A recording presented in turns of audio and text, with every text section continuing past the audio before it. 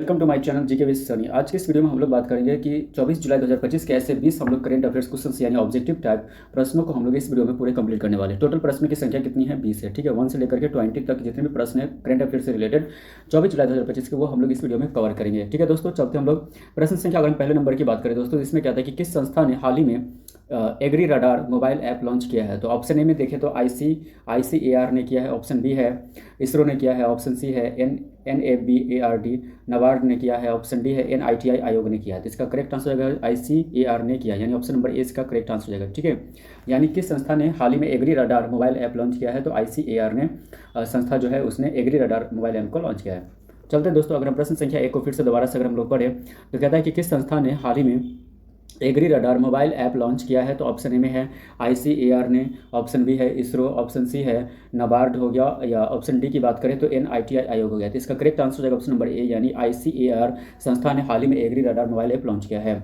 चलते हैं प्रश्न संख्या अगर हम 2 की बात करें दोस्तों, तो प्रश्न संख्या 2 में क्या कहता है कि किस भारतीय राज्य ने हाल ही में इको वॉरियर अवार्ड की शुरुआत की है? ठीक है, तो प्रश्न संख्या 2 कहता है किस भारतीय राज्य ने हाल ही में इको वॉरियर अवार्ड की शुरुआत की है? तो ऑप्शन ए है उत्तराखंड, ऑप्शन बी है सिक्किम, ऑप्शन सी है अरुणाचल प्रदेश, ऑप्शन डी है केरल। इसका करेक्ट आंसर हो जाएगा ऑप्शन नंबर डी, यानी इसका करेक्ट आंसर है ऑप्शन नंबर डी, यानी केरल हो जाएगा इसका करेक्ट आंसर। यानी किस भारतीय राज्य ने हाल ही में इको वॉरियर अवार्ड की शुरुआत की है? तो हाल ही में केरल ने शुरुआत की है। दोस्तों अगर हम प्रश्न संख्या अगर हम 2 को फिर से दोबारा से अगर हम पढ़े तो कहता है कि किस भारतीय राज्य ने हाल ही में इको वॉरियर अवार्ड की शुरुआत की है? ठीक है, तो ऑप्शन ए में है उत्तराखंड, ऑप्शन बी है सिक्किम, ऑप्शन सी है अरुणाचल प्रदेश, ऑप्शन डी है केरल। तो इसका करेक्ट आंसर हो जाएगा ऑप्शन नंबर डी, यानी केरल इसका करेक्ट आंसर हो जाएगा।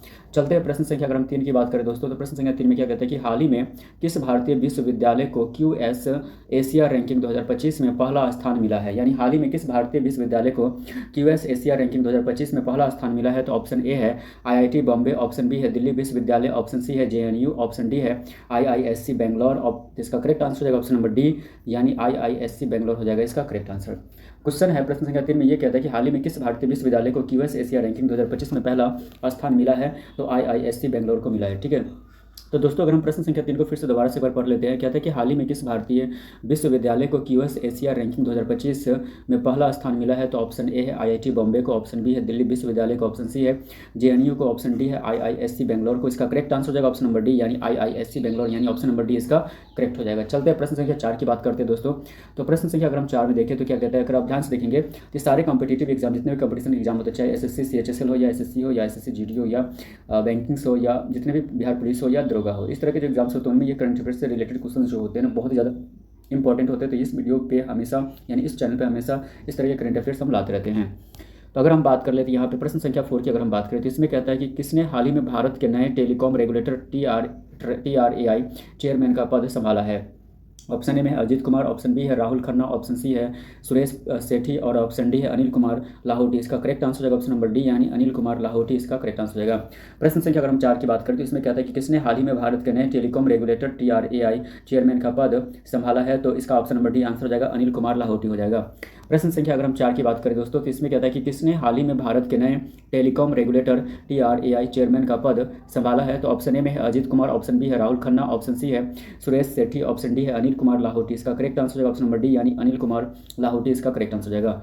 चलते हैं प्रश्न संख्या अगर हम 5 की बात करें दोस्तों तो इसमें कहते हैं कि विश्व मानसून दिवस कब मनाया जाता है? तो ऑप्शन ए है 10 जून, ऑप्शन बी है 15 जुलाई, ऑप्शन सी है 24 जुलाई, ऑप्शन डी है 20 जून। इसका करेक्ट आंसर हो जाएगा ऑप्शन नंबर सी, यानी 24 जुलाई इसका करेक्ट आंसर हो जाएगा। यानी विश्व मानसून दिवस कब मनाया जाता है? तो 24 जुलाई को मनाया जाता है, ऑप्शन नंबर सी इसका करेक्ट आंसर हो जाएगा। ठीक है, तो प्रश्न संख्या अगर हम 5 को फिर से दोबारा से हम लोग पढ़े तो कहता है कि विश्व मानसून दिवस कब मनाया जाता है? तो ऑप्शन ए में है 10 जून, ऑप्शन बी है 15 जुलाई, ऑप्शन सी है 24 जुलाई, ऑप्शन डी है 20 जून। इसका करेक्ट आंसर हो जाएगा ऑप्शन नंबर सी, यानी 24 जुलाई इसका करेक्ट आंसर हो जाएगा। प्रश्न संख्या अगर हम 6 की बात करें दोस्तों तो इसमें क्या कहता है कि किस भारतीय कंपनी ने हाल ही में पहला सोलर पावर्ड ड्रोन लॉन्च किया? तो ऑप्शन ए में HAL ने किया है, ऑप्शन बी है टाटा एडवांस्ड ने किया है, ऑप्शन सी है DRDO ने किया है, ऑप्शन डी है अडानी डिफेंस ने किया है। तो इसका करेक्ट आंसर हो जाएगा ऑप्शन नंबर डी, यानी अडानी डिफेंस ने किया है, ऑप्शन नंबर डी इसका करेक्ट हो जाएगा। यानी प्रश्न संख्या अगर हम 6 की बात करें दोस्तों तो इसमें क्या है, किस भारतीय कंपनी ने हाल ही में पहला सोलर पावर ड्रोन लॉन्च किया है? तो इसका करेक्ट आंसर हो जाएगा यानी ऑप्शन नंबर डी, यानी अडानी डिफेंस ने किया है।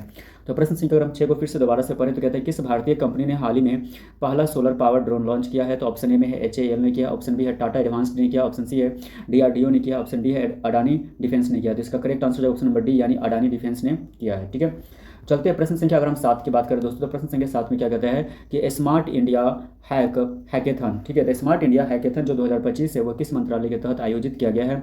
ऑप्शन ए में है शिक्षा मंत्रालय, ऑप्शन बी है विज्ञान मंत्रालय, ऑप्शन सी है तकनीकी मंत्रालय, ऑप्शन डी है सूचना प्रौद्योगिकी मंत्रालय। इसका करेक्ट आंसर है ऑप्शन नंबर ए यानी शिक्षा मंत्रालय इसका करेक्ट आंसर हो जाएगा।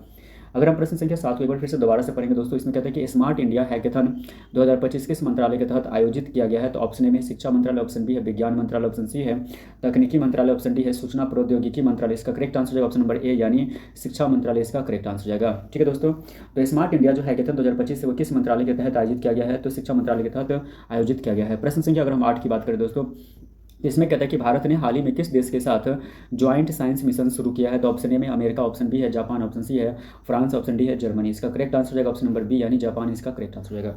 यानी भारत ने हाल ही में किस देश के साथ ज्वाइंट साइंस मिशन शुरू किया है? तो जापान देश के साथ ज्वाइंट साइंस मिशन शुरू किया है। तो प्रश्न संख्या अगर हम 8 की बात करें तो इसमें कहता है कि भारत ने हाल ही में किस देश के साथ ज्वाइंट साइंस मिशन शुरू किया है? तो ऑप्शन ए में अमेरिका, ऑप्शन बी है जापान, ऑप्शन सी है फ्रांस, ऑप्शन डी है जर्मनी। इसका correct answer option number B यानी जापान इसका करेक्ट आंसर हो जाएगा। ठीक है, चलते हैं प्रश्न संख्या अगर हम 9 की बात करेंगे तो प्रश्न संख्या 9 में क्या कहता है अगर आप ध्यान से देखेंगे तो कहता है कि जल भागीरथी प्रोजेक्ट किस राज्य से जुड़ा हुआ है? ठीक है, तो जल भागीरथी जो प्रोजेक्ट है वो किस राज्य से जुड़ा हुआ है? ऑप्शन ए में महाराष्ट्र है, ऑप्शन बी की बात करें तो राजस्थान, ऑप्शन सी की बात करें तो ओडिशा, ऑप्शन डी की बात करें तो तेलंगाना। इसका करेक्ट आंसर हो जाएगा ऑप्शन नंबर बी यानी राजस्थान इसका करेक्ट आंसर हो जाएगा। ठीक है दोस्तों, तो प्रश्न संख्या अगर हम 9 की बात करें तो इसमें कहता है कि जल भागीरथी प्रोजेक्ट जो है वो किस राज्य से जुड़ा हुआ है? तो ऑप्शन ए है महाराष्ट्र, ऑप्शन बी है राजस्थान, ऑप्शन सी है ओडिशा, ऑप्शन डी है तेलंगाना। इसका करेक्ट आंसर हो जाएगा ऑप्शन नंबर बी यानी राजस्थान इसका करेक्ट आंसर हो जाएगा। यानी प्रश्न जो है जल भागीरथी प्रोजेक्ट वो राजस्थान राज्य से जुड़ा हुआ है। चलते हैं प्रश्न संख्या अगर हम 10 की बात करें तो प्रश्न संख्या 10 में क्या कहते हैं अगर आप ध्यान से देखेंगे तो कौन सी कंपनी हाल ही में भारत में न्यूरल इंटरफेस टेक्नोलॉजी ट्रायल कर रही है? तो ऑप्शन ए में है गूगल, ऑप्शन बी है रिलायंस, ऑप्शन सी है न्यूरोलिंक है, ऑप्शन डी में अगर हम बात करें तो ऑप्शन डी में है इन्फोसिस। इसका करेक्ट आंसर हो जाएगा ऑप्शन नंबर सी हो जाएगा यानी न्यूरालिंक हो जाएगा। ठीक है, तो ऑप्शन नंबर सी इसका करेक्ट आंसर हो जाएगा। ठीक है, तो अगर हम प्रश्न संख्या अगर हम 10 को एक बार फिर से रिवीजन कर लेते हैं कि कौन सी जो कंपनी है हाल ही में भारत में न्यूरल इंटरफेस टेक्नोलॉजी ट्रायल कर रही है? तो ऑप्शन ए में गूगल, ऑप्शन बी है रिलायंस, ऑप्शन सी है न्यूरल लिंक, ऑप्शन डी है इन्फोसिस। इसका करेक्ट आंसर है ऑप्शन नंबर सी यानी न्यूरल लिंक हो जाएगा इसका करेक्ट आंसर। ठीक है, तो न्यूरल लिंक जो कंपनी है वो हाल ही में भारत में न्यूरल इंटरफेस टेक्नोलॉजी ट्रायल कर रही है। चलते हैं प्रश्न संख्या अगर हम 11 की बात करें दोस्तों, तो प्रश्न संख्या 11 में क्या कहता है अगर आप ध्यान से देखेंगे किस राज्य सरकार ने 2025 को मिलेट ईयर घोषित किया है? यानी किस राज्य सरकार ने 2025 को मिलेट ईयर घोषित किया? तो ऑप्शन ए है झारखंड राज्य सरकार ने, ऑप्शन बी है ओडिशा, ऑप्शन सी है छत्तीसगढ़, ऑप्शन डी है मध्य प्रदेश। इसका करेक्ट आंसर हो जाएगा ऑप्शन नंबर सी यानी छत्तीसगढ़ हो जाएगा इसका करेक्ट आंसर। यानी किस राज्य सरकार ने 2025 को मिलेट ईयर घोषित किया है? तो छत्तीसगढ़ राज्य सरकार ने किया है। तो अगर हम प्रश्न संख्या 11 को फिर से दोबारा से पढ़े तो कहते हैं किस राज्य सरकार ने 2025 को मिलेट ईयर घोषित किया है? तो ऑप्शन ए में है झारखंड, ऑप्शन बी है ओडिशा, ऑप्शन सी है छत्तीसगढ़, ऑप्शन डी है मध्य प्रदेश। इसका करेक्ट आंसर है ऑप्शन नंबर सी यानी छत्तीसगढ़ इसका करेक्ट आंसर हो जाएगा। अगर हम प्रश्न संख्या अगर हम 12 की बात करें दोस्तों, तो प्रश्न संख्या 12 में क्या कहते हैं कि भारत का पहला 3D प्रिंटेड पोस्ट ऑफिस कहाँ शुरू हुआ है? तो ऑप्शन ए में है बेंगलुरु, ऑप्शन बी है पुणे, ऑप्शन सी है चेन्नई, ऑप्शन डी हैदराबाद। इसका करेक्ट आंसर हो जाएगा ऑप्शन नंबर ए यानी बेंगलुरु इसका करेक्ट आंसर हो जाएगा। यानी क्वेश्चन क्या पूछ रहा है कि भारत का पहला 3D प्रिंटेड पोस्ट ऑफिस कहाँ शुरू हुआ है? तो बेंगलुरु में शुरू हुआ है। प्रश्न संख्या 12 को फिर से एक बार रिवीजन कर लेते हैं कि भारत का पहला 3D प्रिंटेड पोस्ट ऑफिस कहाँ शुरू हुआ है? तो ऑप्शन ए में बेंगलुरु है, ऑप्शन बी है पुणे, ऑप्शन सी है चेन्नई, ऑप्शन डी हैदराबाद। इसका करेक्ट आंसर है ऑप्शन नंबर ए यानी बेंगलुरु इसका करेक्ट आंसर हो जाएगा। चलते हैं प्रश्न संख्या अगर हम 13 की बात करें दोस्तों, तो इसमें क्या कहते हैं कि किस महिला खिलाड़ी को अर्जुना अवार्ड 2025 से सम्मानित किया गया? यानी अर्जुना अवार्ड से सम्मानित किया गया 2025 में।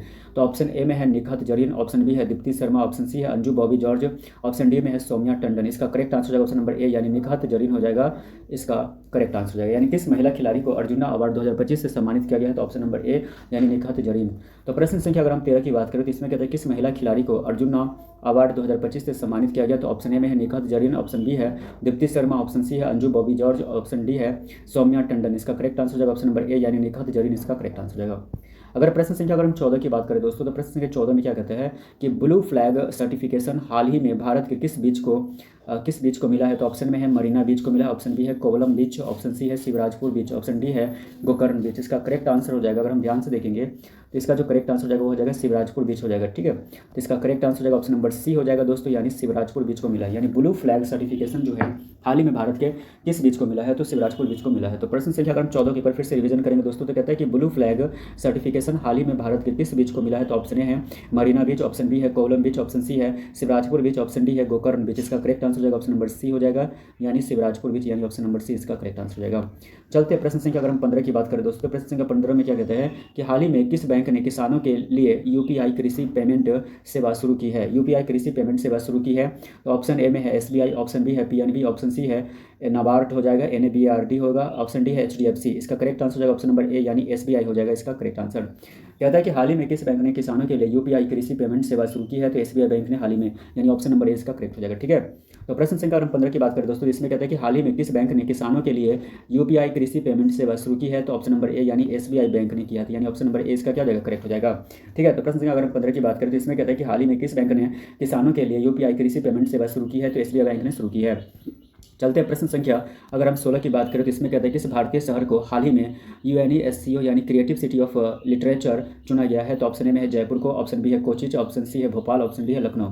तो इसका करेक्ट आंसर हो जाएगा दोस्तों ऑप्शन नंबर सी हो जाएगा, यानी भोपाल इसका करेक्ट आंसर हो जाएगा। ठीक है, अगर हम प्रश्न संख्या 16 की बात करें दोस्तों, इसमें कहते हैं किस भारतीय शहर को हाल ही में यूएनईएससीओ क्रिएटिव सिटी ऑफ लिटरेचर चुना गया है? तो ऑप्शन ए में है जयपुर, ऑप्शन बी है कोचिन, ऑप्शन सी है भोपाल, ऑप्शन डी है लखनऊ। इसका करेक्ट आंसर है ऑप्शन नंबर सी यानी भोपाल इसका करेक्ट आंसर, यानी भोपाल को हाल ही में यूएनईएससीओ क्रिएटिव सिटी ऑफ लिटरेचर चुना गया है।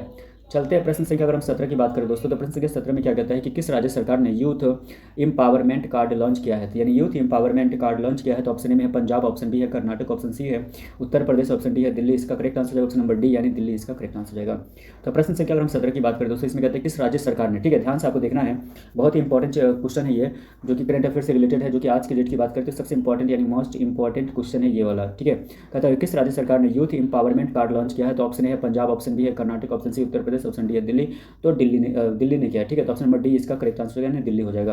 प्रश्न संख्या अगर हम 18 की बात करें दोस्तों, तो इसमें कहता है कि 2025 में किस संस्था ने कार्बन फ्री एविएशन फ्यूल सफलतापूर्वक विकसित किया है? ठीक है, तो 2025 में एक ऐसी संस्था है जो कि कार्बन फ्री एविएशन फ्यूल सफलतापूर्वक विकसित किया है। तो ऑप्शन ए में है IISc है, ऑप्शन बी है IIT मद्रास, ऑप्शन सी है HAL, ऑप्शन डी है DRDO। तो इसका करेक्ट आंसर हो जाएगा ऑप्शन नंबर बी यानी IIT मद्रास इसका करेक्ट आंसर हो जाएगा। यानी प्रश्न संख्या 18 की बात करते हैं, इसमें कहते हैं कि 2025 में किस संस्था ने कार्बन फ्री एविएशन फ्यूल सफलतापूर्वक विकसित किया है? तो IIT मद्रास हो जाएगा इसका करेक्ट आंसर।